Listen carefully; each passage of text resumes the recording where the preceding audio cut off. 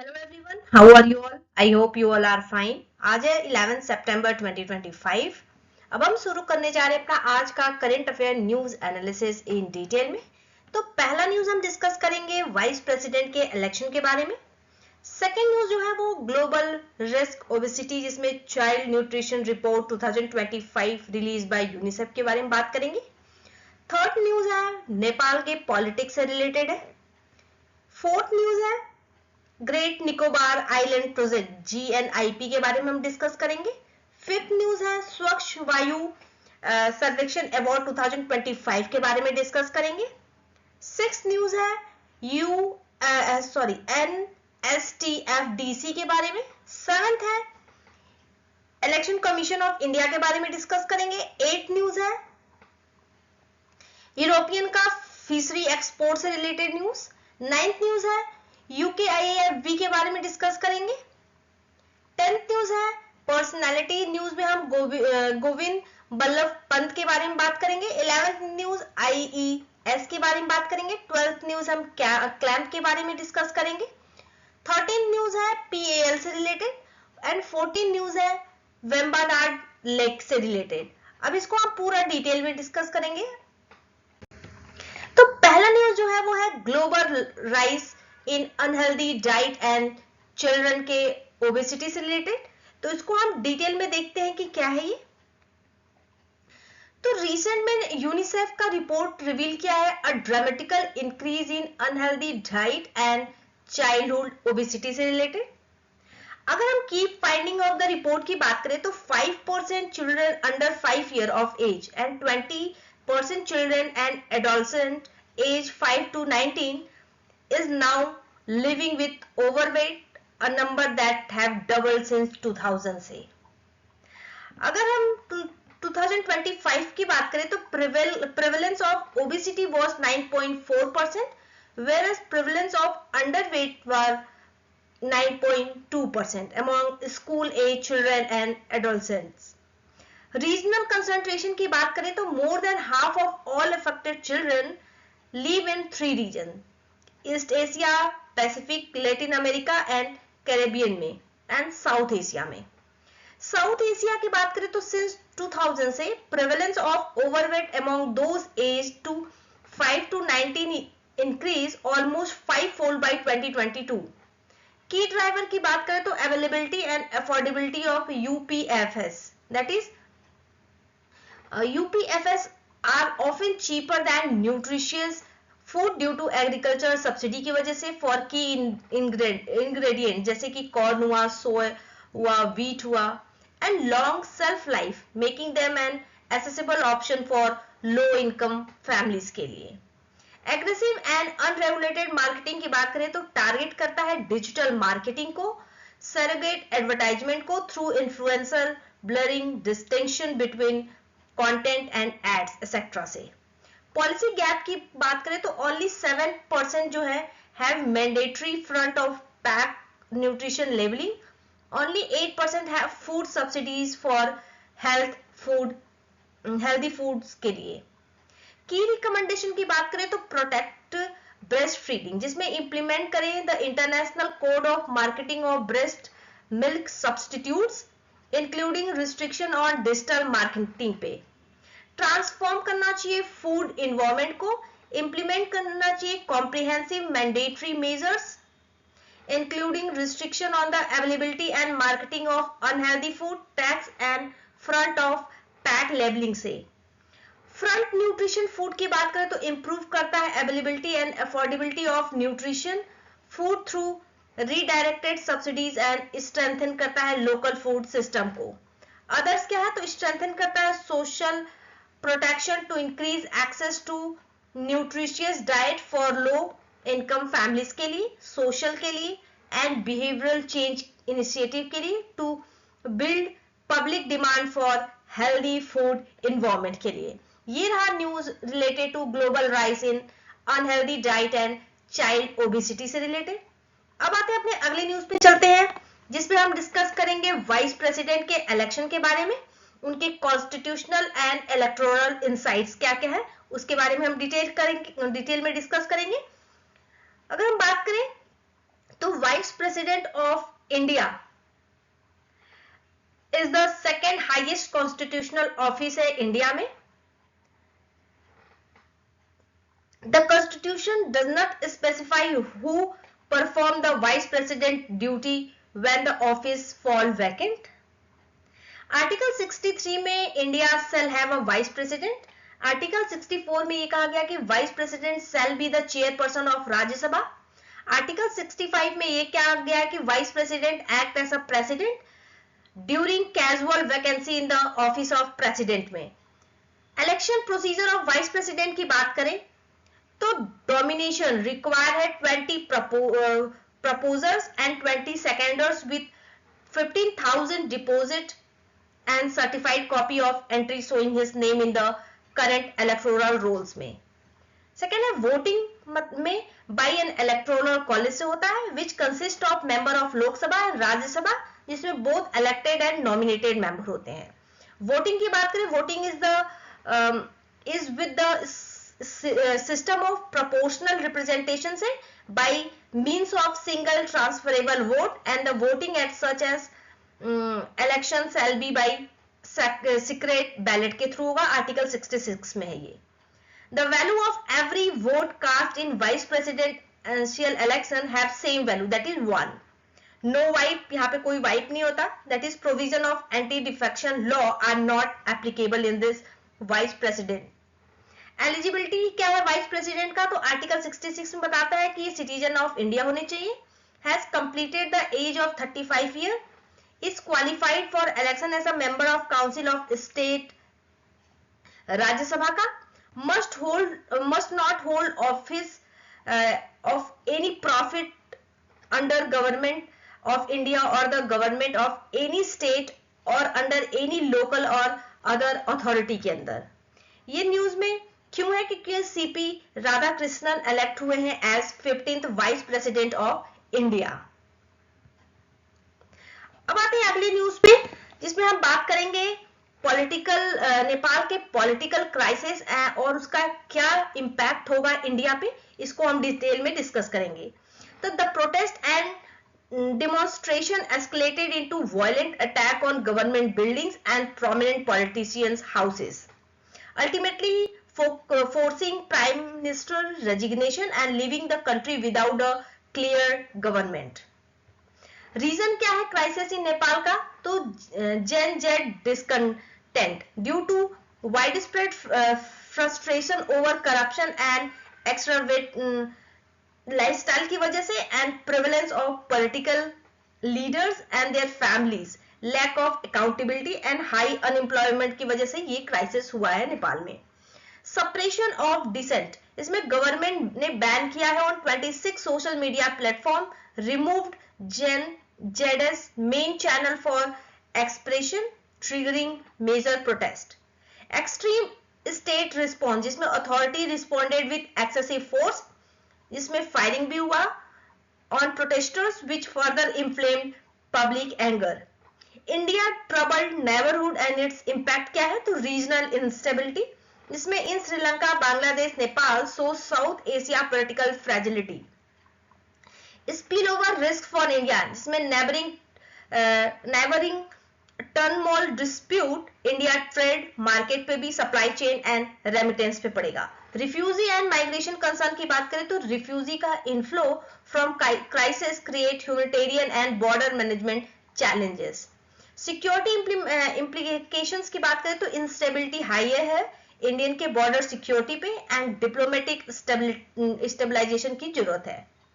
Diplomatic challenges की बात करें तो prolong unrest strain India strategic economic and cultural tie with neighbourhood. अब हम बात करें तो backdrop of the significance of Nepal political stability for India, the prime minister of India held a meeting of cabinet meeting on security and stated that कि stability, peace and prosperity of Nepal are of utmost important for India.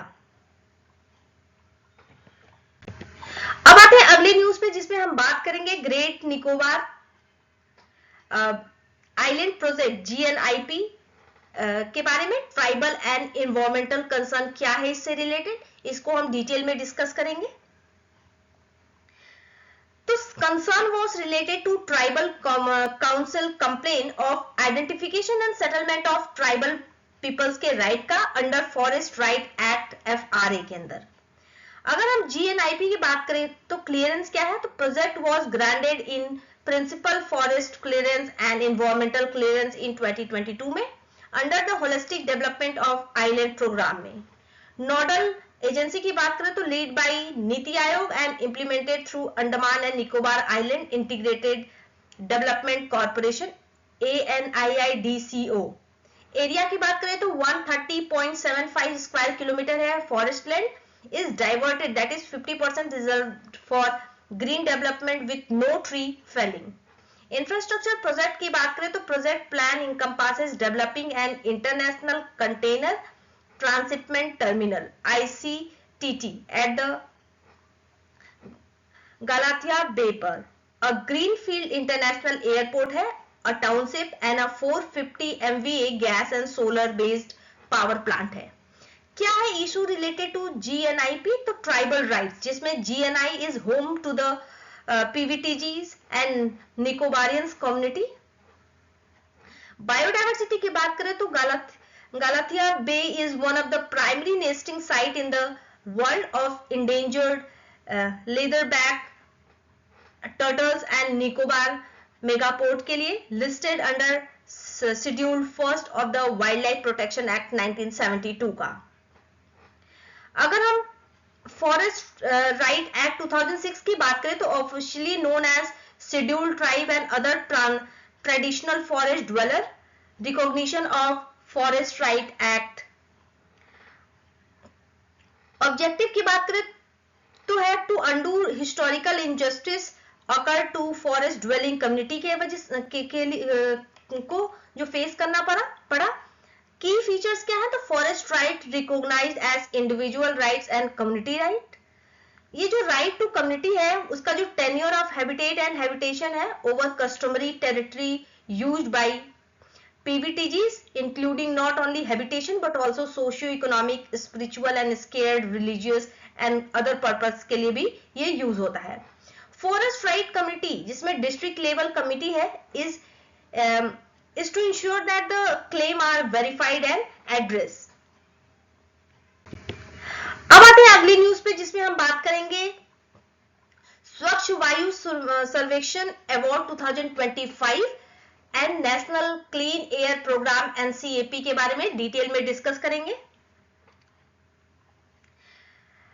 इसमें बात करें तो award recognise करता है best performing city under स्वच्छ वायु सर्वेक्षण 2025 conduct हुआ across 130 city under national clean air programme NCAP के अंदर। स्वच्छ वायु सर्वेक्षण अवार्ड 2025 की बात करें तो ये पॉपुलेशन बेस्ड कैटेगरी है, जिसमें कैटेगरी 1 में पॉपुलेशन मोर देन 10 लाख है, कैटेगरी 2 में पॉपुलेशन 3 to 10 लाख, कैटेगरी 3 में पॉपुलेशन लेस देन 3 लाख है। टोटल अवार्ड क्या है, 11 है। Best performing cities are awarded out of 130 NCAP cities. Category 1 में पॉपुलेशन मोर देन 10 लाख, जिसमें इंदौर फर्स्ट पे है, जबलपुर सेकंड पे, आगरा थर्ड और सूरत भी इसमें है। कैटेगरी 2 की बात करें तो पॉपुलेशन जिसमें 3 to 10 लाख है, अमरावती फर्स्ट पे है, झांसी एंड मुरादाबाद सेकंड पे, अलवर थर्ड पे है। कैटेगरी 3 की बात करें तो जिसमें पॉपुलेशन 3 लाख से कम है, वहां देवास फर्स्ट पे है, परवानो सेकंड पे है, अंगुल थर्ड पे है। रैंकिंग सिटीज जो रैंकिंग क्राइटेरिया है उस पे क्या क्या है, तो biomass, municipality solid waste burning, road के dust from construction, demolition waste, जो व्हीकल से इमिशन होता है उसकी वजह से, emission from industry, IEC activity की वजह से, improvement in particular matter 10 concentration etcetera. NCAP की बात करते हैं तो इसका जो जेनेसिस है लॉन्च हुआ है by union minister of environment, forest and climate change 2019 में। ऑब्जेक्टिव क्या है, to improve air quality in 131 cities, non attainment cities and million plus cities in 24 state UTs by engaging all stakeholders. Target क्या है? To achieve reduction in PM10 level up to 40% or achievement of national ambient air quality standard by 2025 to 26 from level of 2019-20 के level से. Implementing जो body है वो है central pollution control board CPCB at the national level. अब PRANA PRANA जिसमें portal for regulation of air pollution in non attainment cities में launch हुआ है to monitor the implementation of NCAP का. अब आते हैं अगले न्यूज पे जिसमें हम बात करेंगे national scheduled tribe finance and development corporation के बारे में, NSTFDC के बारे में. इसको हम डिटेल में डिस्कस करेंगे. तो coal India limited and NSDFDC sign किया है MOU to empower tribal student के लिए in Eklavya model residential school में. NSTFDC की बात करें तो स्टैब्लिश हुआ था 2001 में under ministry of tribal affairs for socio economic and educational upliftment of scheduled tribes के लिए. फंक्शन क्या है? तो ग्रांट प्रोवाइड करना फॉर वोकेशनल ट्रेनिंग के लिए, स्किल डेवलपमेंट के लिए, इकोनॉमिक इंडिपेंडेंस के लिए एंड सेल्फ एम्प्लॉयमेंट के लिए. अब आते हैं अगले न्यूज पे जिसमें हम इलेक्शन कमीशन ऑफ इंडिया के बारे में डिस्कस करेंगे कि क्या है अपडेट एंड पॉलिटिकल पार्टी के रजिस्ट्रेशन से क्या रिलेटेड न्यूज है, इसको हम देखेंगे. तो ECI ने कंफर्म किया है, ECI ने वेरीफाई किया है कि जो फाउंडिंग मेंबर है at the registration stage for association seeking recognition as political party under article 29A representation of people act 1951 में. Section 29A of RPA 1955 mandatory है कि एप्लीकेशन टू ECI होना चाहिए with in 30 days of formation का. Must pledge एडरेंस to constitution से, socialism से, secularism से, democracy से, सोवरेनिटी से, यूनिटी से, इंटीग्रिटी से और इंडिया के. ये एक मस्ट प्रोविजन है. इसमें ECI decision on registration final है.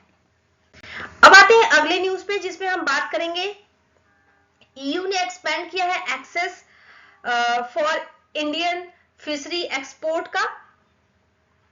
तो इसको देखेंगे कि क्या है. तो यूरोपियन यूनियन ने अप्रूव किया है 102 एडिशनल इंडियन फिशरीज का establishment for sea food export to European Union member nations का. सिग्निफिकेंस क्या है ऑफ एक्सपेंशन? तो expected to increase India sea food export to EU by 20%. Reflect करता है growing international confidence in India के food safety and quality assurance system पे.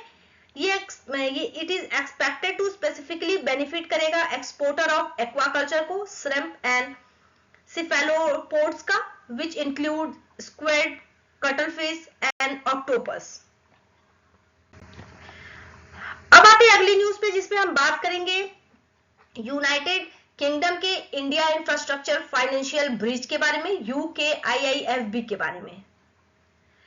तो UKIIFB है marked its first anniversary by launching a report जिसमें recommendation report include है. Aligning the Indian procurement process with globally recognized framework में India will also need to address operational risk for project and perception of unpredictability and opacity in construction में. UKIIFB के बारे में बात करें तो ये कोलैबोरेटिव इनिशिएटिव है lead jointly bye NITI Aayog and city of London से. ये एम करता है at unlocking infrastructure investment and leveraging the city of London expertise in structuring and phasing major infrastructure project के लिए. Partnership seeks to secure long term investment for vital infrastructure sector in India में. अब आते हैं अगली news में जिसमें हम बात करेंगे पर्सनालिटी इन न्यूज में. तो आज हम जो पर्सनालिटी न्यूज है वो है गोविंद बल्लभ पंत के बारे में डिस्कस करेंगे। तो इनका बर्थ एनिवर्सरी सेलिब्रेट किया गया 10 सितंबर को। ये बॉर्न हुए थे अल्मोड़ा उत्तराखंड में। इन्होंने स्टार्ट किया कुमाऊं परिषद इन 1960 में। got elected to the United Provinces Legislative Council on a Swaraj party ticket इन 1923 में। इनका जो की कंट्रीब्यूशन है, इन्होंने पार्ट लिया था salt march, quit India movement and also arrested in 1930 for planning civil disobedience movement में। ये first chief minister of Uttar Pradesh थे। लिंग्विस्टिक रिकॉग्निशन ऑफ स्टेट, इनके टेन्योर में इंडिया का होम मिनिस्टर, ये during his tenure as India's home minister from 1955 to 1961। Reward and recognition की बात करें तो रिसीव हुआ इनको भारत रत्न इन 1957। इनके जो वैल्यूज हैं वो करेज, इंटीग्रेशन, कंपैशन एक्सेट्रा है। अब आते हैं अगले न्यूज पे, जिसमें हम बात करेंगे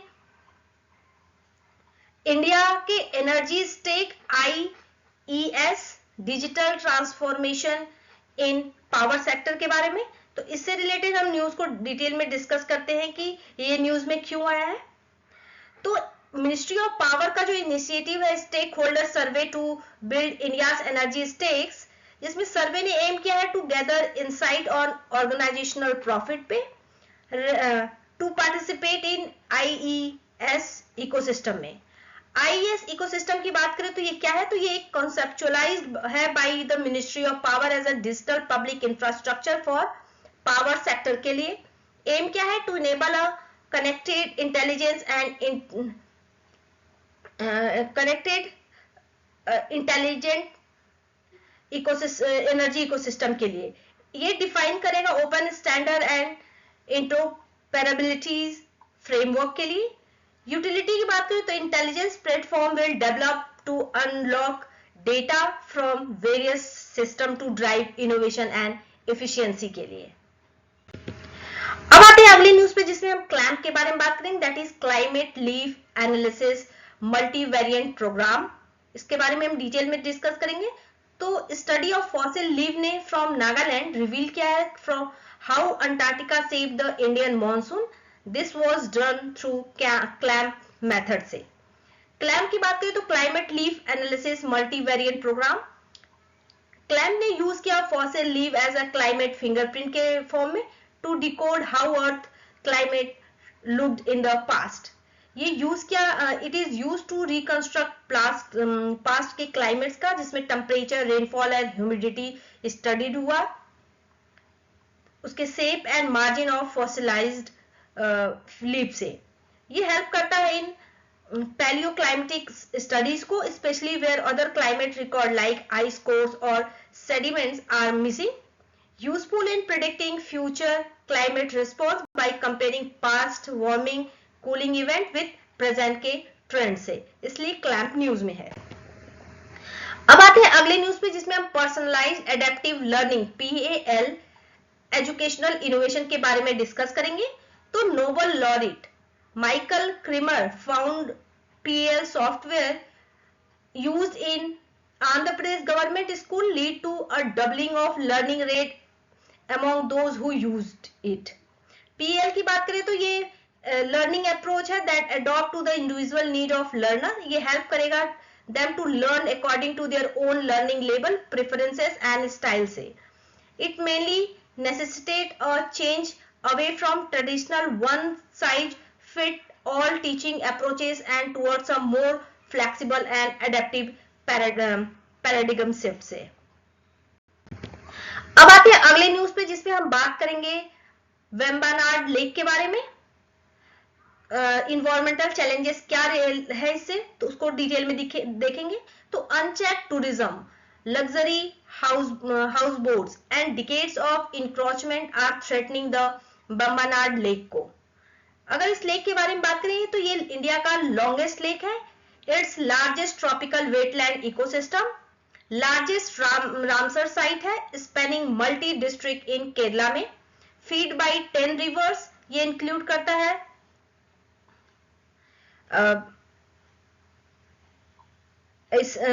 सॉल्ट वाटर बैरियर, इंडिया का लार्जेस्ट मड रेगुलेटर है, वाइटल है फॉर एग्रीकल्चर के लिए। इसका जो प्राइम बैक ये it is a prime back water tourism hub है, major for Kettuvallam and Nehru Trophy boat race के लिए।